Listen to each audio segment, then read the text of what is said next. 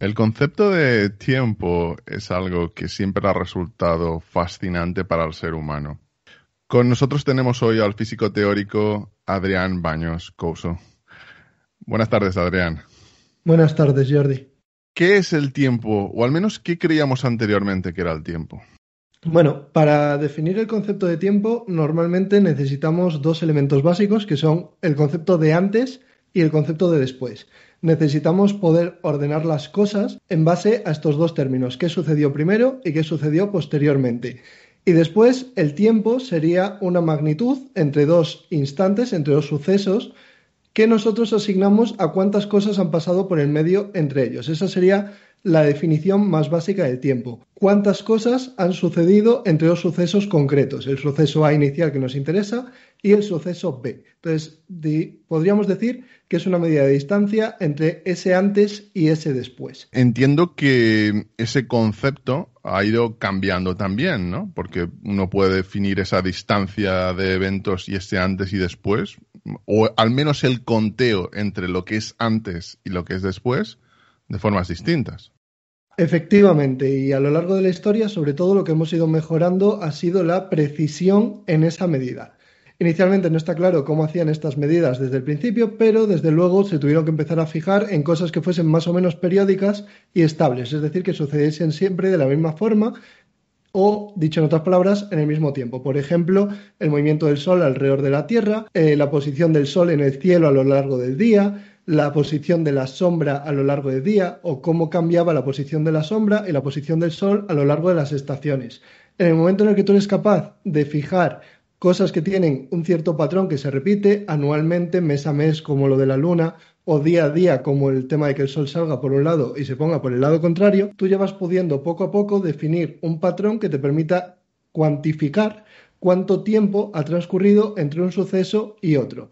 Entonces, antiguamente la visión estaba bastante limitada, tema sol, tema luna, pero posteriormente fueron inventando cosas más sofisticadas que permitían medir tiempos más pequeños, por ejemplo el tema de los relojes de arena o este análisis de las sombras que también mencionábamos.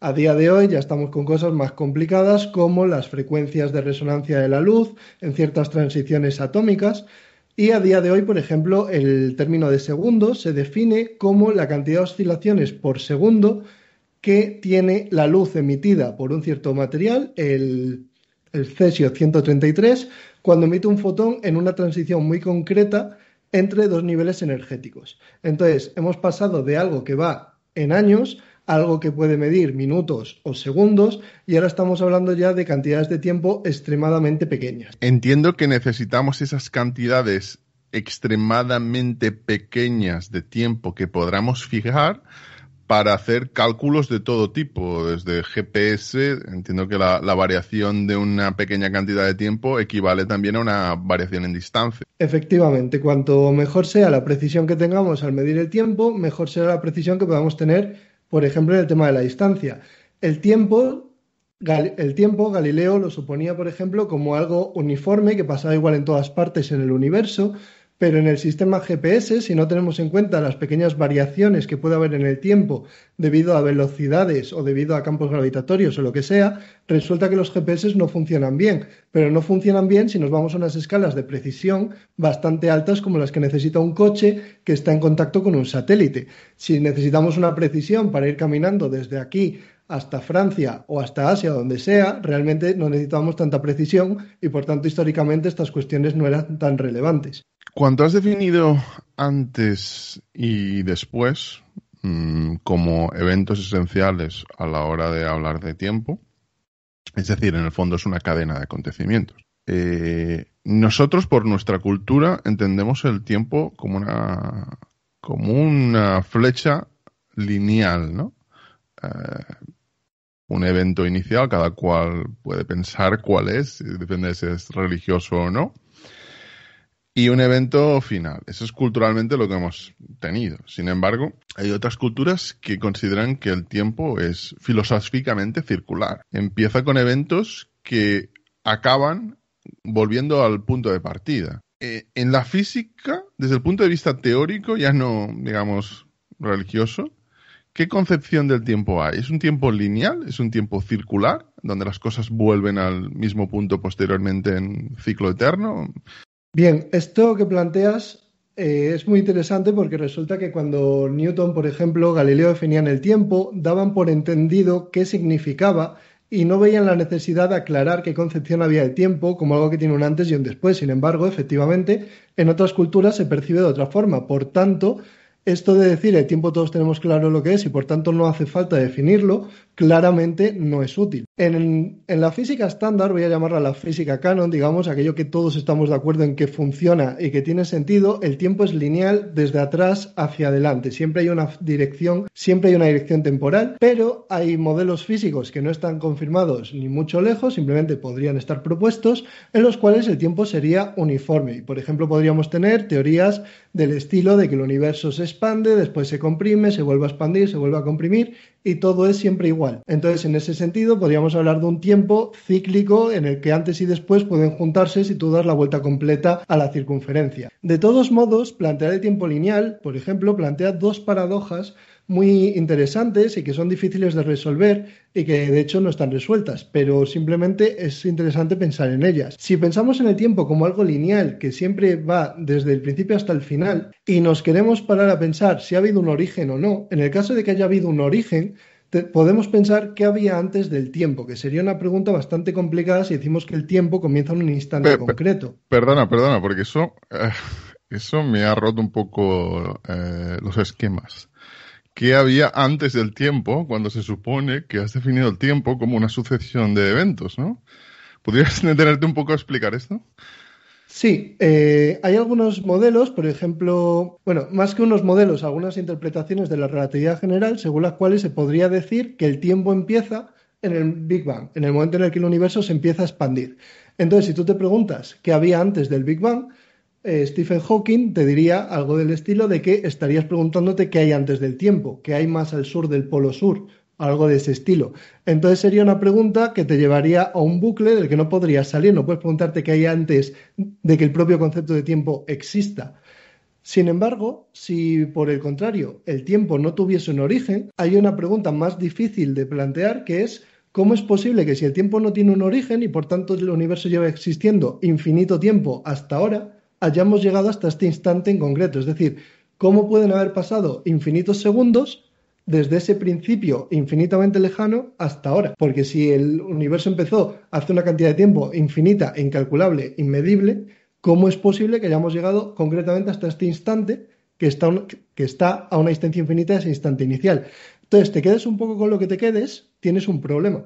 Como alguien que no es versado, que no ha estudiado física, como sean la mayoría de los oyentes, y poniéndome no solo en los pies que tengo, sino en los suyos, si asumimos que antes del tiempo no había nada, la pregunta sería, ¿cómo de la nada surge el tiempo? Y si asumimos que el tiempo es eterno, ¿por qué es eterno? Efectivamente, sería básicamente algo de ese estilo. Y como te decía, es una pregunta a la cual a día de hoy la física no puede contestar. ¿Cómo surgiría el tiempo de la nada? Pues si tú te metes en relatividad general, puedes plantear que el tiempo surge en el momento en el que hay espacio, porque es una magnitud asociada al espacio-tiempo, concretamente a lo que podríamos llamar el universo, y por tanto, mientras no esté ese tejido espacial y temporal, no hay universo y por tanto no tiene sentido hablar de qué tiempo ha pasado ni nada, porque el tiempo surge con la propia estructura del universo. Claro, pero en ese estado de cosas hay algunos físicos modernos como Max Tegmark que tienen un punto de vista un tanto distinto, como por ejemplo que lo que es eterno son las matemáticas y que el universo es algo matemático. ¿Cómo podría casar algo así, el hecho de que el universo es matemáticas y por tanto no necesita de algo que le hagan hacer, con el hecho de que el tiempo también es eterno? ¿Sería, por tanto, el tiempo un puro concepto más matemático que de espacio? Respecto a esta pregunta, estaríamos dentro de un modelo bastante platónico de qué es la relación entre matemáticas y física, que está muy relacionado, por ejemplo, con un esquema que planteaba Roger Penrose en alguna ocasión en alguno de sus libros, que plantea que todo el universo que conocemos podría ser descrito a través de matemáticas, pero las matemáticas, a fin de cuentas, están contenidas dentro de lo que nosotros somos capaces de imaginar, y a su vez, lo que nosotros somos capaces de imaginar está contenido dentro del universo que nos crea. Entonces estaríamos hablando de una serie de pescadillas que se muerden la cola, que todas deberían ser más grandes que la anterior, pero en la que al final vuelves al primer estadio. O las tres cosas son equivalentes, las matemáticas, el universo y nuestra capacidad de imaginar, o realmente en este argumento hay algo que falla. Y yo personalmente me decanto por la idea de que no hay una estructura matemática real detrás del universo, en el sentido de que el universo sea matemática. El universo posiblemente pueda ser descrito por matemáticas hasta sus últimas consecuencias, pero no creo que haya una relación de igualdad entre todo lo que entendemos abstractamente por matemáticas y el universo, que simplemente es algo que a través de las matemáticas podemos explicar. Entonces, yo creo que ahí estamos entrando en una cuestión más metafísica, filosófica y, si me permites, poética, que en una cuestión pragmática de si el tiempo puede ser eterno porque las matemáticas sean eternas o no. Entonces, yo como físico a esa pregunta no te podría contestar algo con lo que me quedase satisfecho. Lo que te puedo decir es que es un punto de vista muy platónico y que sobre todo suelen plantear más desde el campo de las matemáticas, en mi experiencia. A lo mejor me equivoco y si hacemos un sondeo resulta que hay tantos físicos como matemáticos o incluso más físicos que pueden hacer ese enfoque, pero yo creo que plantear la eternidad del tiempo a partir de la eternidad de las matemáticas es caer en algo que también Richard Dawkins plantea en alguno de sus libros como algo que se debe evitar en ciencia, que es la cuestión de que si tú puedes llegar a una conclusión simplemente pensando acerca del mundo en el que vives y sin observar nada, seguramente no estés haciendo ciencia. Si tú, pensando en matemáticas, puedes llegar a una propiedad del universo sin haber analizado el universo, sin haber observado las estrellas y galaxias que hay en él, sin conocer las leyes de la gravedad y nada de esto, si tú, sin conocer todo eso, solo pensando en otras cosas, te atreves a hacer una afirmación sobre el universo en el que vives, seguramente no sea ciencia, seguramente sea otra cosa. Estaríamos hablando más de metafísica que de ciencia. El problema que le veo a cualquier teoría que uno tenga en este punto es que al final se acaba acusando a cualquier físico que se coloque en estos campos ultra novedosos de que no pueden hacer ningún tipo de experimento y por tanto no pueden en el fondo no pueden aplicar el método científico y por lo tanto independientemente de cuál es su posición acaban de una forma u otra en metafísica más que en física. Se habla mucho de ello respecto a las teorías de las supercuerdas, etcétera, etcétera. A mí me gustaría preguntarte si consideras que hay alguna forma de verdad de hacer experimentos o de aplicar el método científico a los límites del tiempo, a lo que estás comentando de estas pescadillas que acaban mordiéndose la cola. En principio, si el tiempo tuvo un origen, tú podrías confirmar que todas las teorías que te dicen que tuvo un origen son precisas con toda la precisión que seas capaz de observar. Entonces, cada vez que analizamos el Big Bang más próximo al instante inicial, porque empezamos analizándolo en unos 300.000 años posterior a la explosión, cuando descubrimos el fondo cósmico de microondas, y ahora seguramente con las ondas gravitatorias podemos acercarnos cada vez más y más y más a ese instante inicial, podemos ir poniendo a prueba teorías que digan unas cosas o que digan otras. Si tú dices que el universo es cíclico y que el universo todo el rato está volviendo a hacer lo mismo, quizás podrías encontrar alguna prueba de que ese otro universo anterior o posterior existe y está ahí. Por ejemplo, hace unos 12 años Roger Penrose planteó un modelo que se llama la cosmología cíclica conforme, CCC para abreviar. Y en ese modelo él plantea eso, que el universo es cíclico, que se repite y que es todo el rato igual en una sucesión de lo que él llama eones. Entonces, claro, en el momento en el que plantea esto, dice, evidentemente me van a decir que esto es metafísica, salvo que yo plantee un experimento. Y planteó un experimento, bueno, más bien un experimento, algo que quizás se podría observar y que ya tendría que estar ahí para confirmarlo. Entonces, él lo que planteó es que si en un universo anterior que hubiese dado origen a este, se hubiesen colisionado agujeros negros de gran masa y hubiesen emitido una gran cantidad de radiación en esa colisión, colisiones como las que estamos detectando recientemente en LIGO desde 2016 de agujeros negros o de estrellas de neutrones o lo que sea, se podrían haber creado ondas tan gigantescas que habrían dejado el espacio-tiempo tan alterado que quizás en un cambio de eón se podría seguir percibiendo esa alteración anterior. Entonces, él lo que planteaba era que si hubiese estas colisiones de un universo anterior, en un modelo cíclico, seguramente se podrían rastrear sus efectos en nuestro universo actual. Y este es un modelo en el que además tuve la suerte, o la no suerte, según queramos mirar, de trabajar con José de Estel en la Universidad de Santiago de Compostela cuando estaba en mi último año de carrera, y lo que queríamos hacer era comprobar si efectivamente estas marcas se veían en el fondo cósmico de microondas, es decir, si esa luz que sabemos que procede desde el Big Bang reflejaba estas marcas de universos anteriores o no.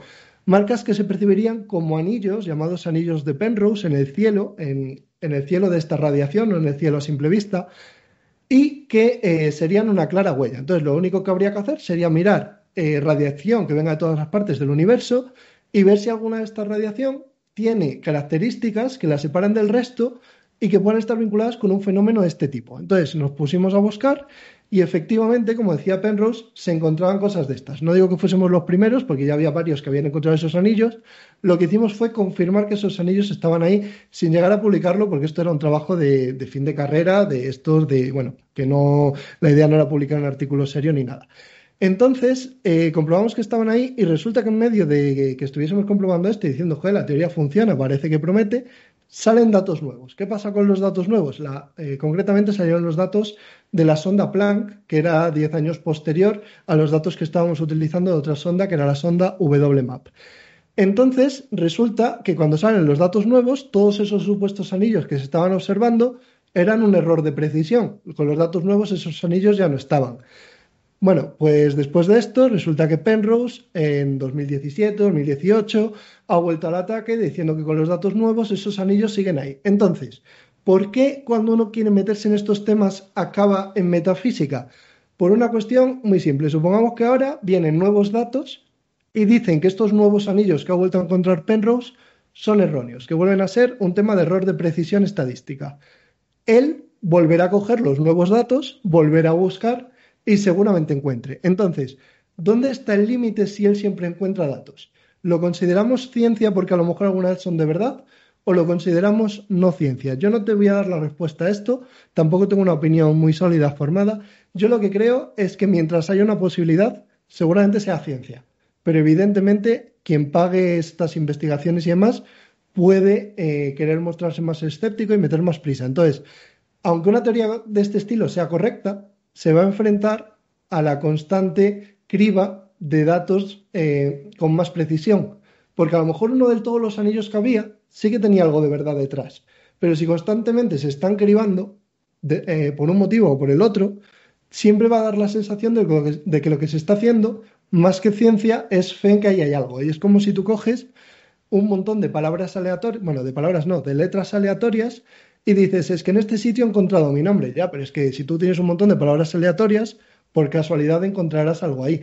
Entonces, la idea sería confirmar esto y que está ahí de una forma superior a lo que podría suceder de forma aleatoria, cosa que hasta ahora, que yo sepa, no se ha conseguido. Y te pongo este ejemplo porque es el que mejor conozco, pero bueno, imagino, en general, todas estas teorías que van a cosas no observables tienen este tipo de problemática. De hecho, la de Penrose es bastante buena porque por lo menos hay algo que se puede observar, pero hay otras que ni siquiera te dan eso. Y que se pueden falsear, por lo que estás comentando. Es decir, se pueden comprobar si es cierto o no. De lo que me ha llamado la atención de lo que has comentado es que, según Penrose, en el fondo, este universo tiene un tiempo circular. Es decir, hay una especie que, entre comillas, digamos, nacimiento, vuelta al principio, vuelta a nacer o vuelta a crecer, como queramos la palabra que queramos utilizar, de ciclos eternos. Y parece algo así como un tiempo, no sé si budista o asiático. Efectivamente, se trata de un tiempo que vuelve siempre a lo mismo, se trata de un tiempo circular y se trata de un tiempo que encaja muy bien con este tipo de ideologías, siempre separando que un budista haya dicho esto hace miles de años no significa que tuviese este conocimiento ancestral y que todo el mundo ya ha estado equivocado desde entonces menos él. O sea, siempre conviene separar lo que ha descubierto la ciencia y lo que ha pensado un filósofo en este caso. Y en relación con el concepto de tiempo, la teoría de Penrose tiene otro pilar, que me parece muy importante, porque uno de los conceptos de tiempo que se ha intentado defender y que incluso Stephen Hawking planteaba era el tiempo termodinámico o el tiempo entrópico o, bueno, tiene diversos nombres. Dentro de ese punto de vista, habría una magnitud en el universo llamada entropía que siempre tendería a crecer y que se debe asociar a la cantidad de posibles estados que puede tener el universo y que nosotros desconozcamos. Yo, por ejemplo, cuando explico el concepto de entropía, lo planteo del siguiente modo en clase. Si tú tienes a un alumno que está en su cuarto encerrado, supuestamente estudiando, y no abres la puerta, pueden suceder dos cosas. O está estudiando o no está estudiando. A eso le vamos a asociar entropía, porque desconocemos cuál es el estado concreto del sistema. En el momento en el que tú abres la puerta y sabes si está estudiando o no, la entropía sería cero porque ya sabes cómo está el sistema exactamente. Entonces, cuando decimos que la entropía del universo en general tiende a aumentar, lo que estamos diciendo es que los sistemas tienen siempre variables que desconocemos, concretamente dónde están los átomos en cada instante, cada uno de sus átomos y las partículas que los forman, qué velocidad tienen, hacia dónde se están moviendo, cuál es la temperatura en cada zona, todo ese tipo de cosas no son rastreables normalmente. Entonces, decimos que un sistema tiene más entropía si desconocemos más sobre él. Y la idea es que el universo tiende a hacer que esta entropía aumente. Y cuando se plantea esto como la segunda ley de la termodinámica, se suele plantear así: la entropía del universo tiende a crecer y nosotros automáticamente completamos. La entropía del universo al principio tenía que ser muy pequeñita y a medida que el tiempo ha ido avanzando, la entropía crece. Por tanto, la flecha del tiempo lo que nos indica es hacia dónde crece la entropía. Pues bien, dentro del modelo de Penrose tenemos un problema, porque si la entropía siempre crece, lo que estaríamos diciendo es que volvemos a la misma situación inicial, pero con más entropía que al principio. Entonces, ¿cómo puede ser que yo vuelva a la situación de partida si la entropía siempre crece? Aquí tenemos un problema y Penrose lo resuelve del siguiente modo, que es diciendo que la entropía no es obligatorio que crezca siempre. Esto no lo dice Penrose, esto simplemente él lo pone sobre la mesa de nuevo, porque la ley de la entropía lo que realmente dice es que el universo tiende a que crezca, no es obligatorio que crezca. Y yo creo que se entiende muy bien con un sistema de monedas. Yo puedo coger 1000 monedas y ponerlas de forma más o menos aleatoria y que me salgan 300 caras y 700 cruces. Entonces yo la cojo y digo, voy a cambiar una de las monedas. ¿Qué es más probable? ¿Que acabe con 301 caras y 699 cruces o que acabe con 299 caras y 701 cruces? Pues lo más probable es que acabe con 301 caras, porque es lo que tiene más combinaciones probables que llevan a ese resultado. Entonces, podemos ver en este sistema claramente que la tendencia será a que haya en un cierto instante 500 caras y 500 cruces, a que la entropía se maximice. ¿Por qué? Porque 500 caras y 500 cruces es la forma en la que tú puedes hacer mayor cantidad de combinaciones sin saber dónde está cada moneda en concreto. Pero si tú vuelves al sistema anterior de 300 caras y 700 cruces y te preguntas ¿de dónde viene este sistema?, no va a venir de 200. Lo más probable también es que venga de 500. Es decir, la entropía, por probabilidad, tiene que crecer hacia el futuro, pero por probabilidad también tiene que crecer hacia el pasado. Lo más probable es que antes hubiese más entropía. Entonces, lo que Penrose plantea es que al comienzo del universo... Perdona que te interrumpa porque me gustaría saber si lo he entendido, si lo están entendiendo los oyentes y luego preguntarte algo a colación de lo que estás comentando.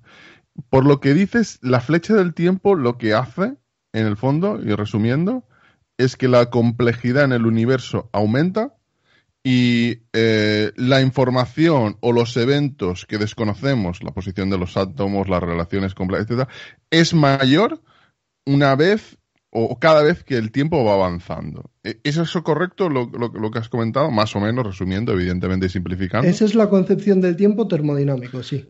De acuerdo. Y la pregunta evidente es, si asumimos que el tiempo es circular, esa complejidad debería reducirse para volver a ser prácticamente nula. ¿Es eso correcto también? Lo he entendido así. Y hay una especie de contradicción, ¿no? Porque si esa complejidad tiende a aumentar, ¿cómo es posible que en algún momento esa complejidad se acabe reduciendo otra vez al punto de partida?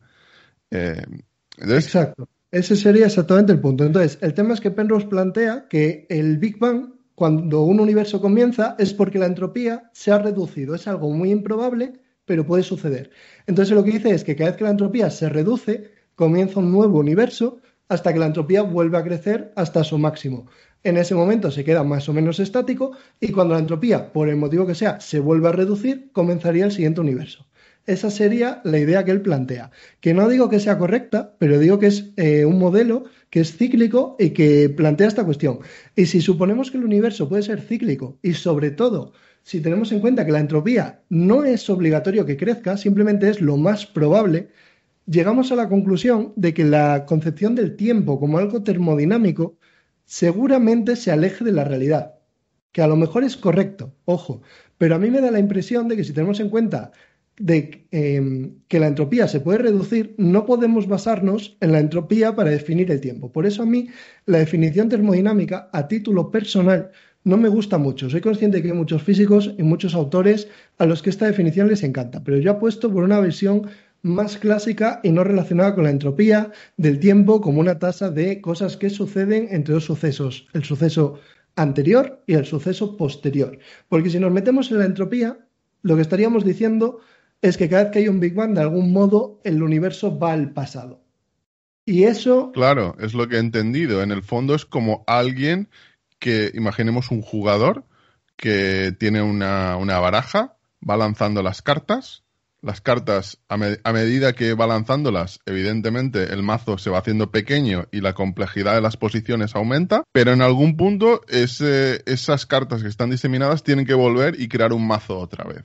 Reducir esa entropía. Si uno define el tiempo como está siguiendo la entropía, ¿podría deducirse que reducir la entropía es volver al pasado? Es que ese es otro problema. Por ejemplo, el tema del demonio de Maxwell, la idea de que tú tienes un vaso de agua y normalmente si tú le tiras un trozo de hielo, el hielo se va a derretir y va a pasar a formar parte del agua.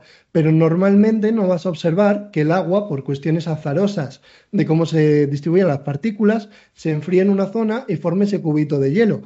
Técnicamente, seguramente sea posible, pero normalmente no se observa porque la entropía aumenta en el sentido contrario. Ahora bien, si en algún momento por casualidad se formase ese cubito de hielo, ¿podríamos decir que el vaso de agua ha viajado al pasado o simplemente ha sucedido algo improbable?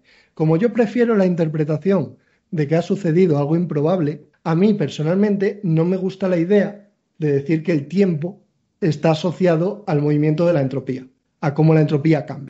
Por todo lo que estás describiendo, ¿es esencialmente lo mismo el tiempo y el espacio? Bien, esta me parece que es una frase muy buena para enganchar a la gente. De hecho, a mí mismo me enganchó cuando estaba todavía en el instituto y todavía no sabía qué carrera quería estudiar. Pero cuando un físico dice que el espacio y el tiempo están unidos en una misma estructura y que son fundamentalmente iguales, si no se está hablando de las matemáticas de la física, es algo que puede llevar a confusión. Me explico. Cuando decimos que el espacio y el tiempo se unifican, lo que decimos es que somos capaces de definir un objeto matemático llamado, concretamente se le llama tensor métrico o métrica del espacio, que manipula con las mismas reglas matemáticas al tiempo y al espacio más o menos. Entonces, en el momento en el que tú defines eso, tienes una serie de operaciones que podemos decir que funcionan prácticamente igual para tiempo y espacio. Ahora, ¿tiempo y espacio son lo mismo? Pues yo creo que todos tenemos la experiencia cotidiana de que no, y de que realmente tiempo y espacio no son lo mismo. Cuando hablamos de unificarlos, lo que estamos diciendo es que podemos englobarlos dentro del mismo marco. Pero, por ejemplo, cuando se habla de la unificación del electromagnetismo, tenemos los fenómenos eléctricos por un lado, que sería el tema de los chispazos, nubes que emiten rayos hacia el suelo, piedras que emiten chispas y las frotas. Esos son las interacciones eléctricas. Las interacciones magnéticas tienen más que ver con el tema de los imanes. Brújulas que apuntan siempre al polo norte porque la Tierra es un imán gigantesco, materiales imantados en los que el polo norte se junta al polo sur y demás. Los fenómenos eléctricos y los fenómenos magnéticos son claramente diferentes, pero tú los puedes unificar en la teoría electromagnética y decir que los dos forman parte del campo electromagnético, que es una estructura más compleja, pero que tiene unas reglas mucho más elegantes que la interacción eléctrica y la interacción magnética por separado. pero siguen siendo cosas diferentes la electrostática y el magnetismo. Con el tiempo y el espacio sucede algo similar. Podemos unificarlos en una estructura mayor, pero el tiempo siempre va a ser el tiempo y el espacio siempre va a ser el espacio. Y tú, si quieres definir una velocidad o quieres definir una aceleración, siempre vas a ver cómo cambian las cosas con el tiempo, no vas a ver cómo cambian con el espacio. Podrías hacerlo, pero ese ya no es el concepto de aceleración. Entonces, ¿por qué es necesario unificar estas dos ideas de tiempo y espacio y cómo cambia cada una de ellas? Pues el origen está precisamente en el tema del electromagnetismo. Y esta es una historia que normalmente se suele obviar bastante, en mi opinión, en la divulgación, y es un grave error que nos da hasta cierto punto problemas de cara a cómo la gente entiende la teoría de la relatividad. Me explico. Se suele explicar la teoría de la relatividad como esta idea de que como la velocidad de la luz es la misma para todos los observadores y que esto se descubrió con un experimento, el experimento de Michelson-Morley, que comprobaron que si tú intentas sumarle o restarle a la velocidad de la luz, la velocidad de la Tierra siempre es la misma. Para que dos personas puedan percibir siempre la misma velocidad de la luz, el tiempo tiene que ser elástico y el espacio tiene que ser elástico también. ¿Qué es correcto? Realmente este argumento, para alguien que haya visto el experimento, que entienda las matemáticas que hay detrás y demás, no es discutible, implica este fenómeno. Lo que pasa es que muchas veces da lugar a que la gente piense, pero es que a lo mejor este experimento está mal y se puede mejorar o hay cosas erróneas en este experimento y surgen muchas teorías que intentan corregir la relatividad, intentando corregir este experimento y esta idea.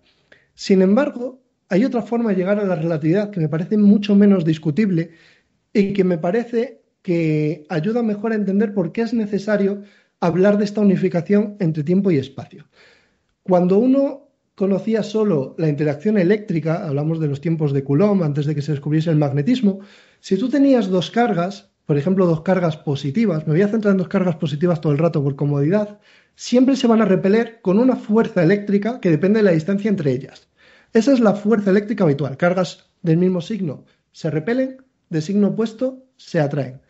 Pues bien, en el momento en el que tú metes magnetismo y estas dos cargas las pones en movimiento en paralelo, que no se acerquen entre ellas, sino que se muevan una en paralelo a la otra, aparece una fuerza magnética que siempre tiene el efecto contrario. Es decir, si la fuerza eléctrica entre dos cargas positivas la separa, la fuerza magnética que aparece cuando se mueven en paralelo las junta, siempre va en contra.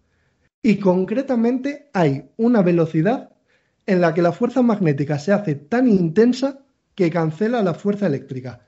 Esa velocidad son 3 por 10 elevado a 8 metros por segundo y es la velocidad de la luz.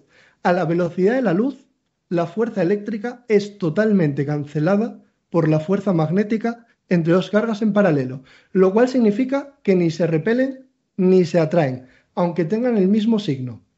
¿A dónde nos lleva esto? A que el aumento en la velocidad se puede interpretar como una ralentización del tiempo. Podemos entender el campo magnético como que el tiempo va más despacio y en vez de hablar de una fuerza magnética que va en contra de la eléctrica, podemos decir que la eléctrica es todo el rato la misma, pero es el tiempo el que va alterándose. De tal forma que al llegar a la velocidad de la luz, las cargas se quedan congeladas, vistas desde fuera. Entonces, desde este enfoque, resulta mucho más natural darse cuenta de que cuando tú metes velocidad en un sistema, es como si el tiempo se ralentizara. Y puedes coger, y como dijo Lorentz, decir, vale, esto funciona, pero no tiene ningún sentido. ¿Cómo se va a ralentizar el tiempo? Y Lorentz planteó, de hecho, las fórmulas correctas, que se llaman las transformaciones de Lorentz. No se llaman las transformaciones de Einstein. Pero Einstein fue el que dijo, no, el tiempo es elástico y lo que estamos viendo aquí es que el tiempo realmente se deforma. E incluso podríamos reinterpretar todo el magnetismo como un efecto de la deformación del tiempo sobre la interacción eléctrica. Entonces, en el momento en el que tú entiendes eso y ves que puedes cambiar en todos los problemas que te han enseñado que son magnetismo, ese concepto de magnetismo por un concepto de formación temporal y que el campo magnético puedes incluso hacer que desaparezca, entre comillas, no hay escapatoria, porque ves que todo funciona perfectamente y el campo magnético es algo bastante complicado y que no tenía mucho sentido. Tiene una serie de propiedades, no ser conservativo y demás, que son muy desagradables matemáticamente para cualquier físico. Sin embargo, en el momento en el que metes ahí la deformación temporal, es como que todo queda muy elegante y sale de forma natural. Y en el momento en el que ves que con cosas como la gravedad también sucede este fenómeno, pues dices, evidentemente hay que darle a esto el peso que tiene que tener, que es que el tiempo realmente es deformable y que cuando tú estás moviéndote en el espacio, tu tiempo transcurre más despacio, es como que intercambias una cosa por la otra. Entonces, eh, la pregunta que yo tengo aquí es, lo que estás comentando es que la velocidad afecta al tiempo, que es algo muy conocido. Vamos, lo hemos visto en decenas, yo diría que en centenares de películas de ciencia ficción. Pero claro, ¿y entonces qué pasa cuando se está cerca de un agujero negro o simplemente una alta gravedad? ¿Cómo impacta un evento de esos tipos al tiempo? Bien, cuando Einstein planteó esta idea de que el tiempo se deformaba con la velocidad de los objetos, se dio cuenta de que esa teoría estaba incompleta. De hecho, a día de hoy se la llama relatividad especial o restringida.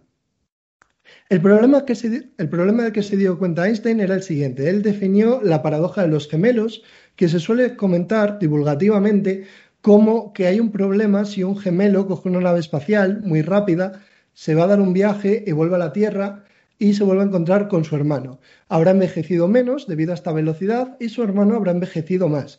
La paradoja de los gemelos se suele explicar así, pero realmente la paradoja de los gemelos tiene que ir un paso más allá para ser la paradoja de los gemelos. En lo que consiste concretamente es en la cuestión de por qué el gemelo que envejece menos es el de la nave y no el de la Tierra. Porque desde el punto de vista del de la Tierra, tú puedes coger y decir, bueno, el de la nave se ha ido muy rápido y ha vuelto. Pero desde el punto de vista del gemelo de la nave, es la Tierra la que se ha alejado a la misma velocidad y ha vuelto un tiempo después. ¿Por qué el que tiene razón es el de la nave? Perdón, ¿por qué el que tiene razón es el de la Tierra y no el de la nave? ¿Por qué el que envejece menos es el de la nave?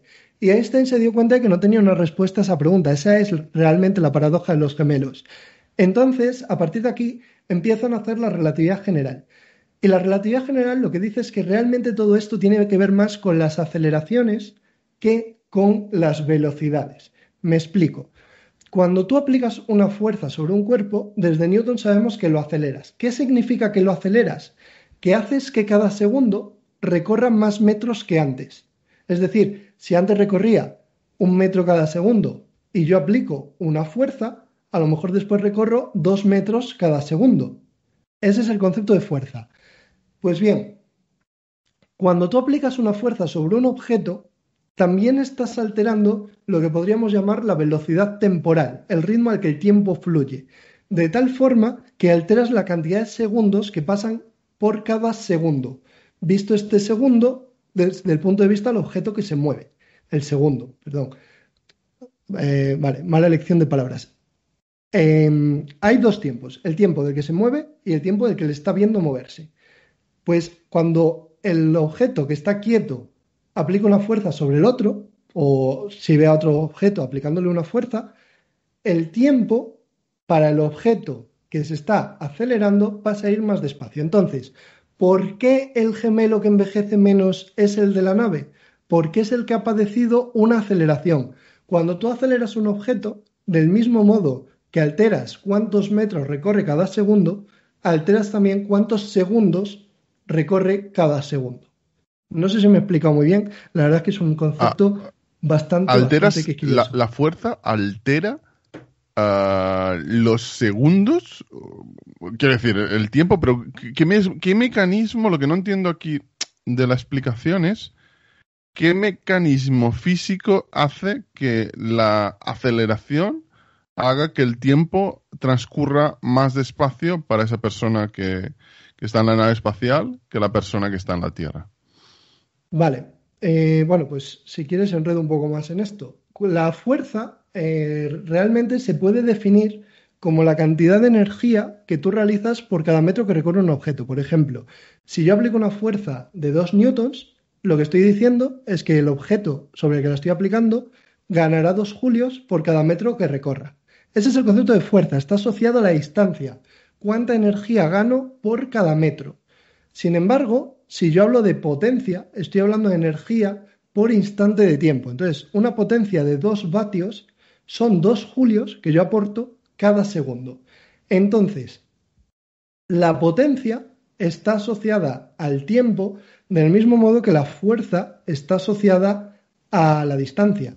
Y resulta que estos dos conceptos, potencia y fuerza, cuando te metes en relatividad y unificas tiempo y espacio, quedan empaquetados dentro de una misma estructura que se llama la cuadrifuerza o fuerza relativista, una fuerza que incluye también el efecto temporal. Y la única forma de que todo el modelo sea consistente es que la fuerza, a la vez que tiene una parte que altera cómo recorremos el espacio, tiene que tener otra parte a la que llamamos potencia, que altera el ritmo en el que recorremos el tiempo. Es decir, es el mismo concepto para que todo el mecanismo matemático sea coherente. Entonces, tú puedes coger esto y decir, bueno, pero esto es una barbaridad, ¿cómo la fuerza me va a cambiar el ritmo al que circula el tiempo? Y por ese motivo, la relatividad general tardó tiempo en aceptarse. ¿Cuándo se empezó a confirmar? Pues precisamente, como planteabas antes, cuando tú ves que sometido a un campo gravitatorio, como sucede aquí en la superficie de la Tierra, el tiempo fluye más despacio que en el espacio vacío. Y concretamente en un agujero negro, que era la pregunta a la que quería llegar después de dar 20 vueltas, en un agujero negro tenemos un campo gravitatorio tan intenso, una fuerza tan intensa, que tú cuando has llegado ahí has padecido tanta fuerza que en un punto en el que llamamos, bueno, un punto, una superficie a la que llamamos horizonte de sucesos, tu tiempo, visto desde fuera, está congelado. Has padecido tanta fuerza que tu factor de dilatación ya se ha hecho infinito. Pero la pregunta que me surge, entonces, dentro del agujero-tiempo, bueno, perdón, dentro del agujero negro, el tiempo está congelado, el tiempo está detenido. Vale, aquí es importante tener en cuenta que siempre va a haber dos historias. Está la historia de la persona que se cae, a la cual en física teórica normalmente se la llama Bob, por ser el observador B y porque tenga nombre que empiece por B. Y hay otro observador, que es el observador externo, al que se le llama Alice. Entonces, si Alice está viendo cómo Bob va a por el agujero negro, Alice efectivamente va a ver que Bob se queda como congelado en la superficie. Realmente no lo verá porque la propia luz no va a poder llegar hasta Alice. Va a tardar mucho tiempo porque se va a volver muy infrarroja por este efecto. Pero desde el punto de vista de Bob, esto no va a suceder. Para Bob un segundo es un segundo, es su segundo. Él está viviendo eso con normalidad. Es decir, este efecto siempre lo percibe un observador con respecto a otro. Pero Bob, que es el que está padeciendo la deformación temporal, va a ver todo con normalidad. Entonces, desde el punto de vista de Bob, él llega hasta ahí, cae al agujero negro y ya está. Él no se ve a sí mismo congelado. Es Alice, que está muy lejos, quien percibe a Bob congelado. Pero si Alice cogiese y dijese, bueno, Bob está congelado ahí, voy a ver qué le pasa, y fuese a seguirlo, dejaría de verle congelado y ella también se iría al centro del agujero negro, pero dejaría de verle congelado en la superficie. Entonces, no podemos decir en términos, no sabría decir si relativos o absolutos, que el tiempo esté congelado dentro de un agujero negro. Lo está para el observador externo, pero ¿cuál es el estado del tiempo matemáticamente o desde el punto de vista de la física teórica dentro del agujero negro? A ver, el problema que hay con esto es que las soluciones siempre se plantean desde el punto de vista del observador externo. Entonces, desde ese punto de vista, el tiempo se congela en la superficie y en el interior el tiempo pasa a ser como más caótico y más convulso. De hecho, se suele decir que espacio y tiempo se alteran en el interior de un agujero negro, que realmente es mentira en el sentido de que no es que espacio y tiempo se intercambien y lo que antes llamábamos tiempo ahora va a ser el espacio. Lo que está sucediendo realmente ahí es que por ejemplo, fuera del agujero negro, el tiempo siempre va hacia adelante y el espacio tú te puedes mover hacia un lado o hacia el otro. Dentro del agujero negro empiezan a suceder cosas caóticas, se habla de conceptos como espuma cuántica muy abstractos y el tiempo es como que está mal definido visto desde fuera. Hay diversos modelos, tal, que yo creo que no tiene mucho sentido tampoco profundizar mucho más. Quedémonos en que es un sistema más caótico e impredictible. Pero para un observador que cae, todo sucede con normalidad. Lo que sucede para el observador que cae únicamente es que hay un momento en el futuro llamado singularidad en el cual básicamente se va a morir y va a ser aplastado por este instante al que llamamos la singularidad.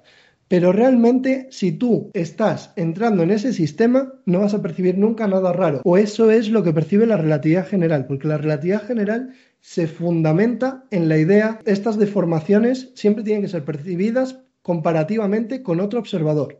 Si tú las estás padeciendo y no comparas con nadie, no puedes percibir absolutamente nada. Entonces, la relatividad general se sustenta en que un observador que esté entrando nunca perciba nada extraño hasta que llegue esta singularidad. Entonces, resumiendo, lo que vemos es que la velocidad, exactamente la aceleración, la gravedad afectan al tiempo. A mí me gustaría preguntarte si es una completa estupidez la idea de que si teóricamente se dice que en el universo la mayor parte de la masa que existe o de la materia que existe es materia oscura. Me gustaría, por cierto, que explicaras exactamente qué es la materia oscura. ¿Esta materia oscura afecta al tiempo? La materia oscura tiene su origen hace varias décadas cuando se dieron cuenta de que había una cosa que no funcionaba con ninguna galaxia, que es la tercera ley de Kepler. Voy a comentar ahora brevemente de qué va el asunto.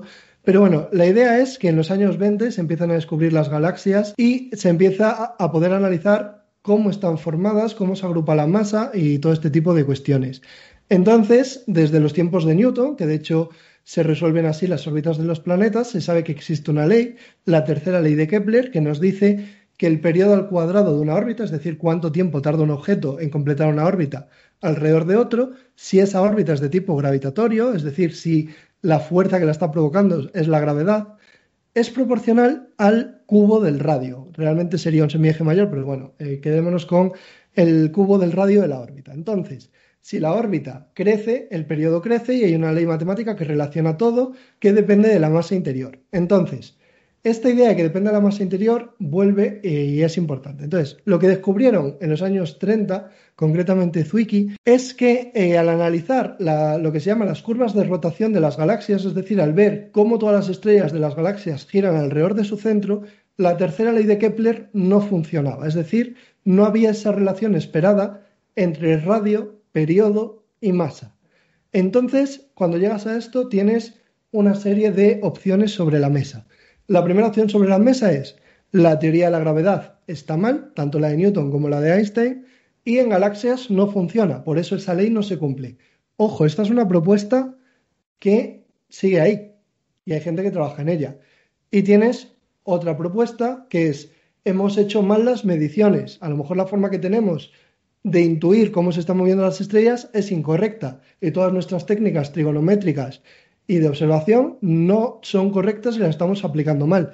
También tienes teorías que te dicen, oye, la relatividad general y las ideas de Newton son correctas. Lo que sucede es que si tú tienes un montón de masas girando, que a lo mejor unas van en otro sentido, que no son perfectamente homogéneas porque las galaxias tienen brazos espirales y demás, a lo mejor en un sistema tan complejo hay efectos que no estamos teniendo en cuenta que hacen que esa ley no funcione. Y tienes la explicación conocida, que es decir, a lo mejor lo que sucede es que como esta ley depende de cuánta masa hay adentro, hay más masa dentro de la que nosotros pensamos que hay.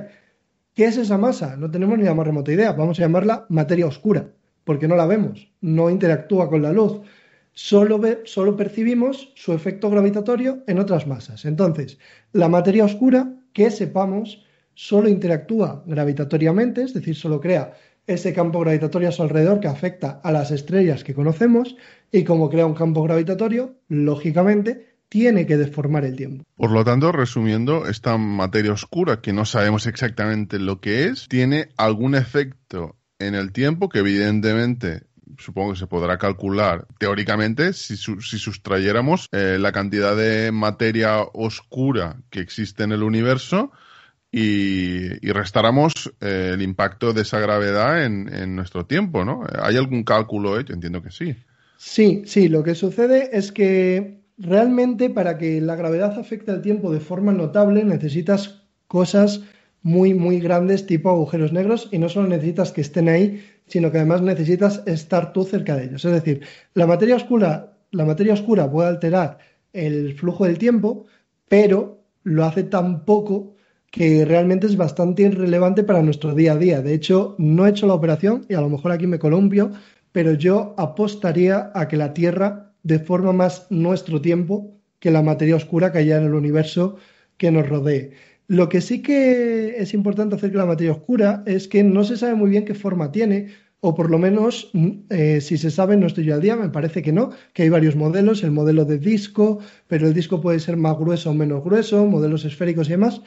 Y hay una teoría, ya que hablamos de tiempo, aunque no me voy a centrar ahora en deformación del tiempo, hay una teoría según la cual la materia oscura tiene un disco que es más fino que el de la materia estándar alrededor de la Vía Láctea, porque al ser más masiva está más compactificada, se atrae más gravitatoriamente entre ella. Y ese disco a lo mejor hace que el Sol oscila a su alrededor, es decir, que el Sol vaya de un lado es decir, que el Sol vaya de un lado del disco al otro, de arriba abajo, del mismo modo que los planetas orbitan alrededor del Sol.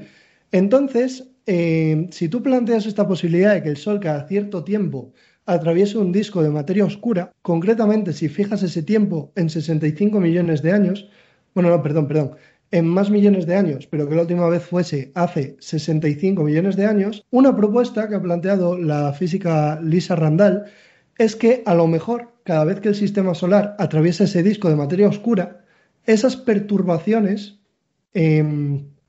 podrían desviar asteroides y provocar extinciones masivas en la Tierra.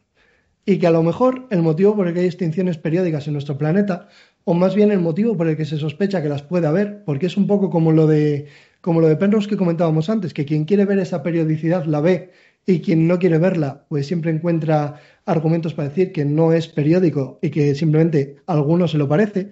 Pero si fuese periódico realmente y hubiese algún motivo por el cual sistemáticamente cada cierto tiempo caen meteoritos y cometas y demás sobre la Tierra, una de las causas podría ser este disco de materia oscura, que insisto, no es una teoría que esté aceptada ni que sea ni que sea siquiera la más aceptada que hay, pero es una teoría que está sobre la mesa, que tiene que ver con el tiempo. Hablando de cómo la materia oscura puede afectar a los asteroides, también cabe destacar que la gravedad se puede entender como una consecuencia obligatoria de esta deformación del tejido del tiempo y del espacio. Es decir, tú no necesitas decir, tú no necesitas decir que la gravedad altere el tiempo si lo que dices es que las alteraciones del tiempo dan lugar a la gravedad. O sea, podríamos decir que la gravedad provoca deformaciones temporales, pero también podríamos decir que las masas provocan deformaciones temporales y que esas deformaciones temporales dan lugar al efecto de la gravedad. O sea, realmente dejamos a la gravedad en un estatus superior en esta cuestión, pero a lo mejor podríamos hablar simplemente de formaciones del tiempo que provocan el efecto gravitatorio. Has hablado de deformar el tiempo, o de curvarlo, no sé cuál es la palabra técnica en física. Claro, aquí la, la pregunta que me surge es si es posible técnicamente, o teóricamente, más que técnicamente, ¿es posible curvar el espacio hasta un punto de que vuelva al mismo sitio creando una especie de, no sé, de círculo y eso haga que se viaje al pasado de alguna forma? Sí, la verdad es que hay cosillas que pueden apuntar en esa línea. Concretamente, si pensamos en cosas que curven tanto el espacio que pueda conectarlo con regiones muy remotas, normalmente estaríamos hablando de lo que popularmente se denomina agujero de gusano. Entonces, un agujero de gusano básicamente sería precisamente esa idea de coger el espacio y curvarlo tanto que dos regiones muy distantes empiecen a estar conectadas entre ellas. El problema teórico que hay con esto es que los agujeros de gusano se espera que existan solo como consecuencia de agujeros negros que deforman tanto el espacio en su interior que se puedan llegar a conectar entre ellos dos agujeros negros distantes. Por tanto, si tú quieres aprovechar este puente para conectarte con una región remota, tienes el problema de que tu puerta de entrada es un agujero negro, por tanto no vas a salir de ahí, y la otra puerta de entrada también es un agujero negro, por tanto tampoco vas a poder salir por la otra puerta. Entonces, en principio sería un puente en el que tú podrías entrar, pero no podrías salir. Eso sí, si tú quieres conocer a una persona que viva muy lejos y no podéis contactar a través de las vías estándar, podríais meteros cada uno podríais meteros cada uno dentro de vuestro agujero negro y podríais conoceros dentro antes de morir en la singularidad, lo cual no tendría mucho sentido, sobre todo teniendo en cuenta que no os conoceríais previamente, pero técnicamente esa opción estaría ahí. Entonces, en los años 80, Carl Sagan habló con físicos teóricos, concretamente con Kip Thorne, y le dijo, oye, me gustaría escribir una novela acerca de viajes temporales que sea más o menos rigurosa en términos de relatividad general. Y así surgió la novela de Contact. Entonces, Kip Thorne dijo, bueno, te voy a intentar buscar alguna justificación, por alocada que sea, que te permita más o menos desarrollar esto. Entonces, Kip Thorne lo que hizo fue coger y plantear la relatividad general al revés, que es algo muy habitual.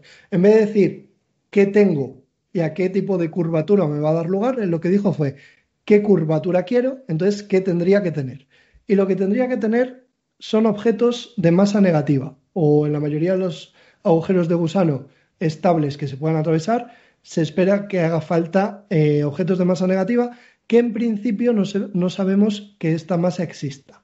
Entonces, Thorne dijo, bueno, si tú eres capaz de abrir este puente con masa negativa, o te da igual cómo lo abras, el tema es, si tú eres capaz de abrir este puente, entonces una máquina del tiempo es posible.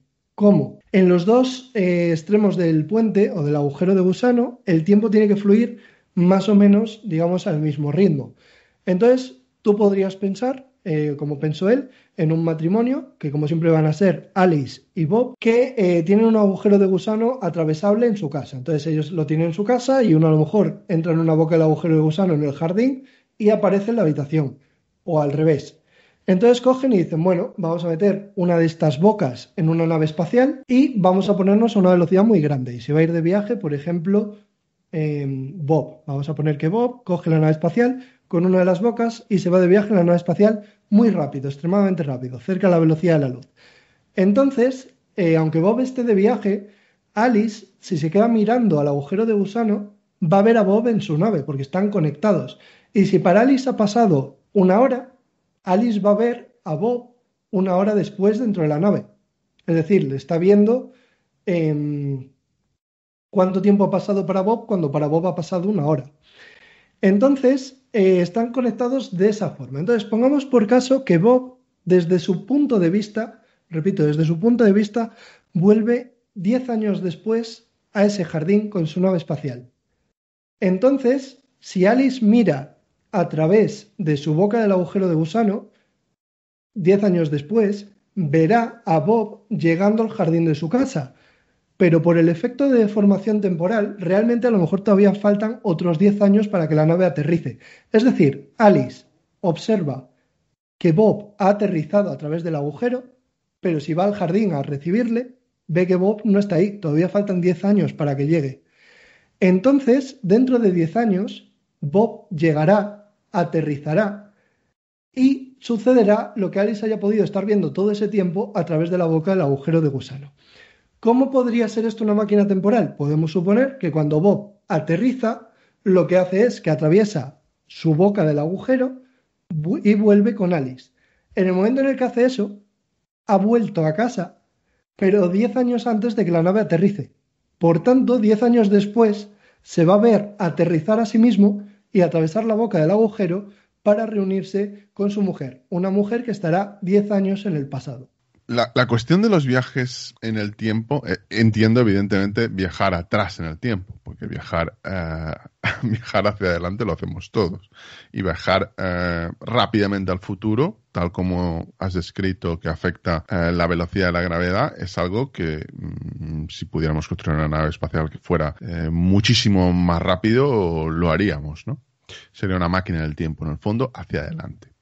Pero viajar hacia atrás, tuvimos dos programas con el físico Víctor García, uno justamente sobre viajar en el tiempo y otro sobre los multiuniversos o multiversos. Y aquí estos dos programas me parece que conectan con lo que estás comentando en un aspecto que me gustaría, por favor, que lo explicaras porque me genera dudas. Es el siguiente. Si aceptamos que viajar en el tiempo hacia atrás genera una serie de paradojas y contradicciones que desde el punto de vista lógico lo convierte en algo imposible, pero al mismo tiempo consideramos como cierta la teoría de los mundos paralelos de Hugh Everett, que no es aceptada por todos los físicos, si no me falla la memoria, una encuesta al respecto, eran el 20% los que sostenían que era la correcta interpretación de la cuántica. Mi pregunta es la siguiente. ¿Sería posible que una de estas máquinas o estos agujeros de gusano crearan una bifurcación en el tiempo en la cual en un universo distinto esa persona ha viajado en el tiempo hacia atrás y por tanto no es que haya creado ninguna paradoja, sino simplemente ha creado otro mundo?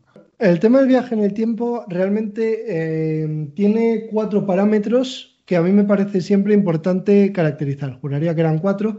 Me refiero a parámetros necesarios para saber de qué tipo de viaje en el tiempo estamos hablando. Entonces, si no te importa, voy a hablar de los 4 parámetros para después hablar de cuál has planteado tú y después ver qué características tiene eso. El primer parámetro es si el viaje en el tiempo es hacia adelante o hacia atrás. En este caso, por supuesto, estamos hablando de un viaje hacia atrás en el tiempo. El segundo caso es si es un viaje continuo o si es un viaje instantáneo o discreto. En un viaje continuo tú irías viendo cómo el tiempo va hacia atrás hasta que llegas al instante que te interesa, y en un viaje discreto tú simplemente desaparecerías y aparecerías muy atrás en el tiempo. Eso tiene un problema bastante grande, que es que si yo, por ejemplo, ahora cojo y diseño una máquina o cojo un agujero de gusano o lo que quiera que haga para viajar al pasado y cojo y digo, quiero volver a hace 1000 años, cambio el parámetro temporal, yo puedo volver a hace 1000 años, pero es que hace 1000 años la Tierra, el Sol, la Vía Láctea y todo esto no estaba donde está ahora. Por tanto, lo más probable es que yo acabe apareciendo flotando en el espacio, en cualquier lugar indeterminado. Entonces, desde el punto de vista de la física, si en algún momento es posible, yo diría que casi seguro será un viaje continuo. Es decir, siempre habrá que hacerlo viendo poco a poco cómo todo va hacia atrás, como en un rebobinado. Entonces, si se hace así, también tenemos otras dos. Perdona. Lo que quieres decir es que si se llegara a tener la tecnología para viajar en el tiempo, lo que se conseguiría no es que uno específicamente, la persona, el actor en el sentido del protagonista o el que hace la acción, literalmente, viaje en el tiempo mientras el resto alrededor se mantiene, sino que todo el universo rebobinaría.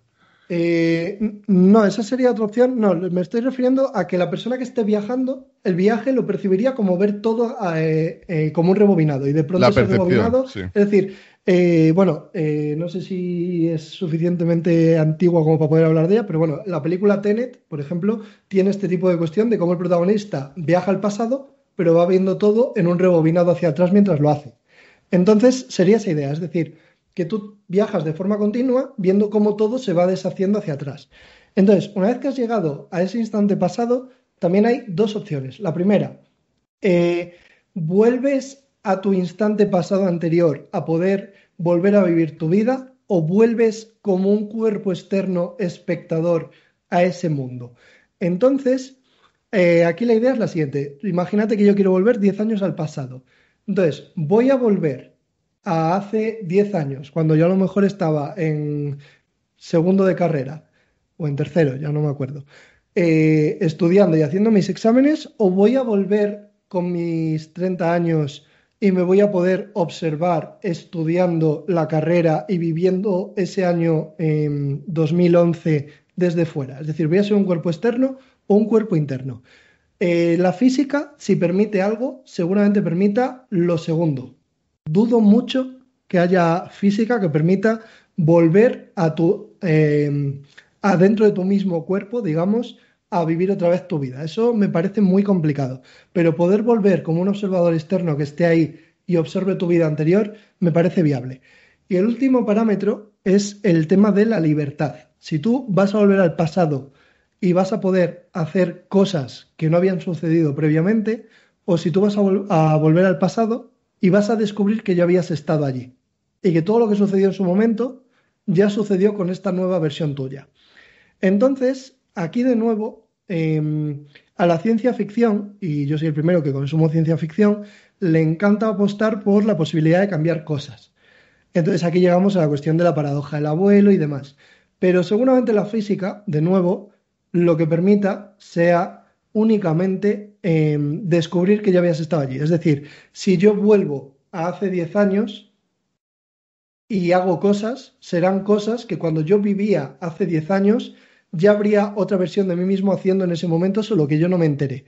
Y esto es problemático. Entonces, ¿por qué es problemático? Porque atenta contra el concepto de libertad humana. Es algo que, por ejemplo, a Stephen Hawking no le gustaba mucho y planteó la conjetura de protección cronológica, que básicamente es que esto es imposible porque si no pasan cosas que a mí no me gustaría que pasasen.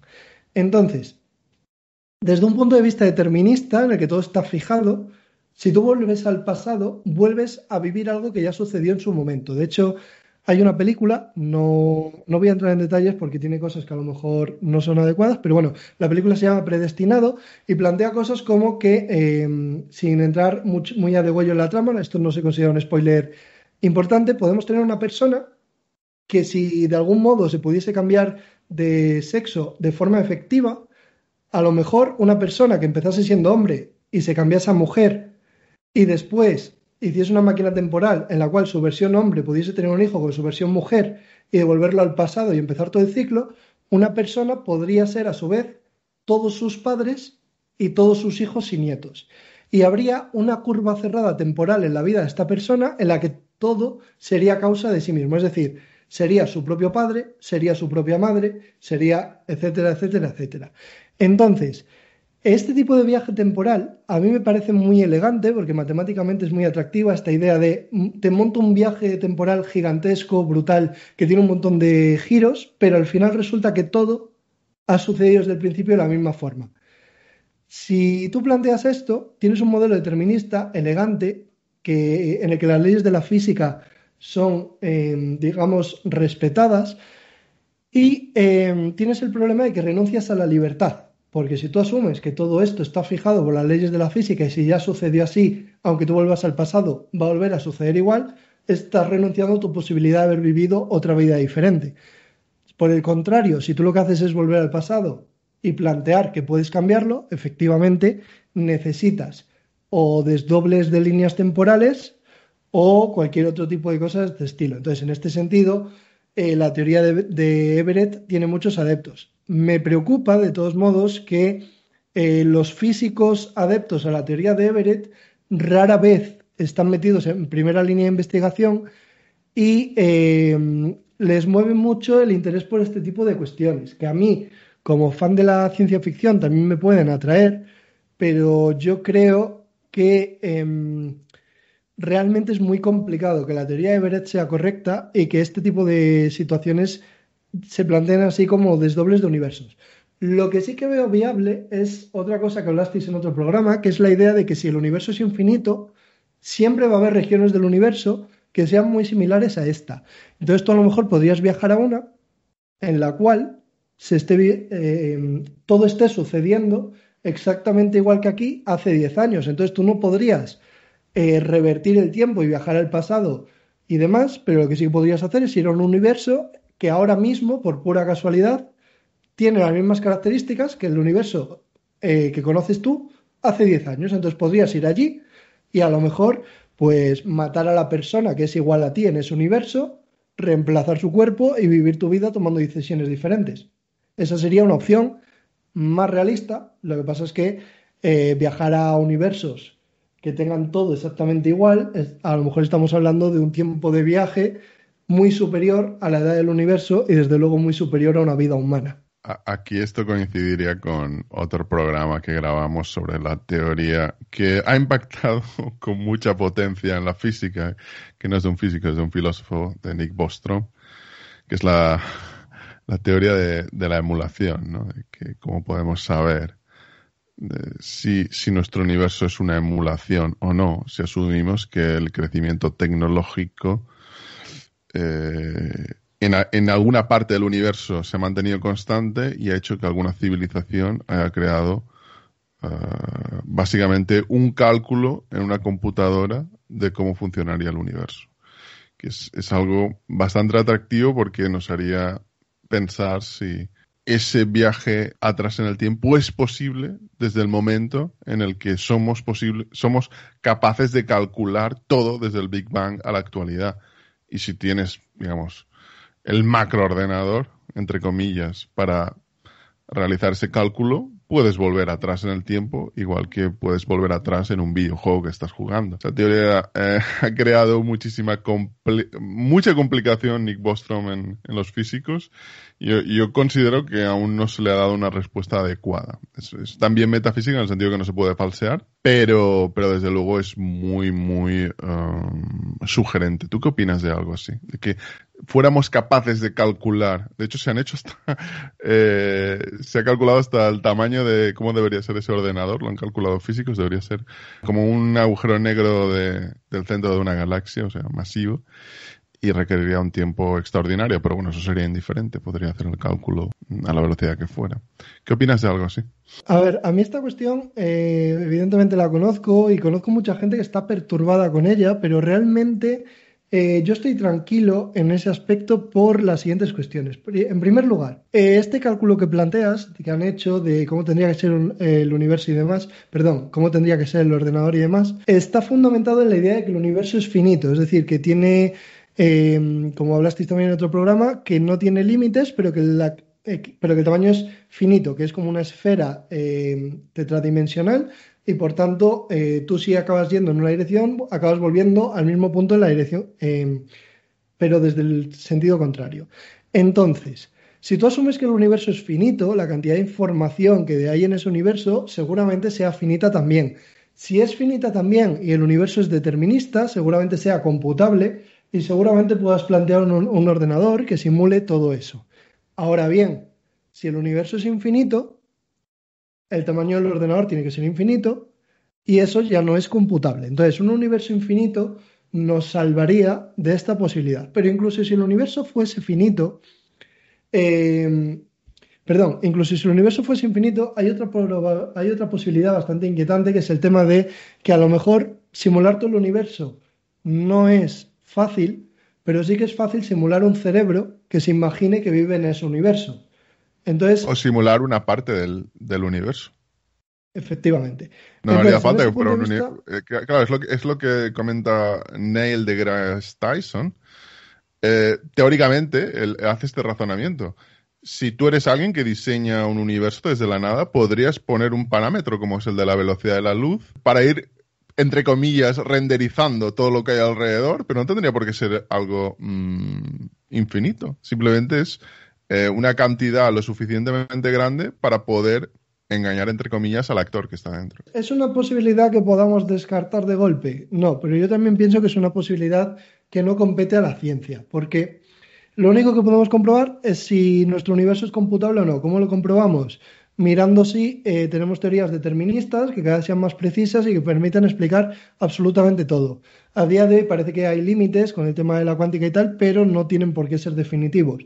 Entonces, en ese sentido, yo creo que nunca podremos saber si el universo es computable o no. Ahora bien, suponiendo que pueda serlo, el motivo por el que yo estoy tranquilo es un pensamiento muy del estilo de Marco Aurelio, aunque él hablaba más de creencias místicas que de esto, bueno, que esto realmente yo podría catalogarlo como una creencia mística, que es la cuestión de que si hay algo más allá y es una buena persona o lo que sea, no te tienes que preocupar porque tú puedes vivir tu vida sin suponer que exista y no va a pasar nada. Y si hay algo más allá y es malo y te vas a enterar en algún momento, pues ya te enterarás en algún momento. Tampoco es necesario dedicar tu vida a estar preocupado por esa cuestión. Él realmente lo planteó en otros términos, pero bueno, me quiero quedar con esa esencia. Es un tema que está en los límites, en las fronteras de la física con la filosofía, a mi modo de ver. Lo hemos tocado en muchos puntos de esta entrevista. A mí me gustaría saber, por favor, cómo te pueden contactar los oyentes que quieran preguntarte o que quieran resolver alguna duda de física. Tienes un canal excelente de YouTube al respecto. Por favor, cuéntanos. Bueno, pues sí, en primer lugar estoy en YouTube, en el canal Estudiar Física Blog. También estoy en redes sociales en Twitter, en @estudiarfísica. Estoy también en Instagram, Estudiar Física. Y por ahora no tengo más redes sociales. Lo que sí que tengo también es un blog, estudiarfísica.com. Y bueno, en el blog básicamente lo que hago es un poco recopilar lo que hago en otros sitios. O sea que al final, a día de hoy, lo principal sería Twitter o YouTube, preferiblemente Twitter si la gente me quiere contactar para preguntarme dudas, porque es donde estoy más disponible. Pues nada, Adrián, te agradezco enormemente el que has prestado tu tiempo para esta entrevista y espero que en el futuro podamos tener otros programas contigo porque son cuestiones apasionantes. Muchísimas gracias. Muchísimas gracias a ti. Gracias también a todos los oyentes. Hasta el siguiente programa.